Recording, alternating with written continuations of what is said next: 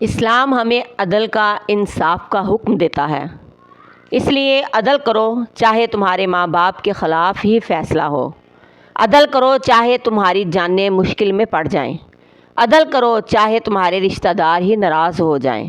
اللہ تبارک و تعالیٰ کی بات سے، اس کے فیصلے سے بڑھ کر، اس کی خوشی، اس کی رضا سے بڑھ کر کوئی رشتہ، کوئی ناتا، یہاں تک کہ تمہارا اپنا نفس بھی نہیں ہے۔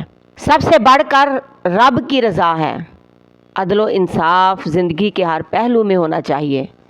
اگر آپ گھر کے سربراہ ہیں تو گھر میں عدل و انصاف سے کام لو۔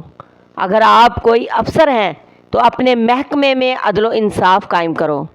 اگر آپ صدر ہیں، وزیر ہیں، چاہے کسی بھی عہدے پر فائز ہیں تو اپنے حق میں، اپنے اختیارات میں کوتاہی نہ کرو اور عدل و انصاف سے کام لو۔ اگر اللہ نے آپ کو کسی ذمہ داری سے نوازا ہے تو اس ذمہ داری کے بارے میں سوال بھی کرے گا اور تمہیں اس ذمہ داری کا حساب دینا ہوگا۔